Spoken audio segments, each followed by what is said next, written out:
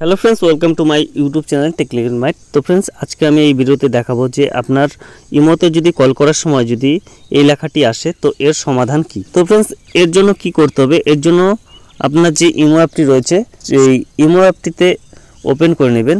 Open করে নেওয়ার পর কাউকে কল দিতে চান আপনারা, সেই ব্যক্তির নাম্বারে কল করলে চলে আসে। তো আপনাদের কি করতে হবে, এখানে যে ইনভাইট লেখাটি রয়েছে সেই ইনভাইট লেখাতে ক্লিক করে দেবেন। ইনভাইট লেখাতে ক্লিক করার পর আপনার যে টেক্সট মেসেজ রয়েছে সেই টেক্সট মেসেজে চলে আসবে। তো টেক্সট মেসেজ করে দিতে পারেন। তো ফ্রেন্ডস, এই লেখাটি কেন আসে, প্রথমে আপনাকে জানতে হবে যে এই লেখাটি কেন আসে। এই লেখাটি আসার কারণ হলো এখানে ওনার যে নাম্বারটি রয়েছে সেই নাম্বারে উনি ইমোর যে আইডি রয়েছে সেই আইডি বানিয়েছিল, বা সেই নাম্বার থেকে ওনার যে ইমো আইডিটি রয়েছে সেই আইডিটি বন্ধ করে দিয়েছে বা লগ আউট করে রেখেছে।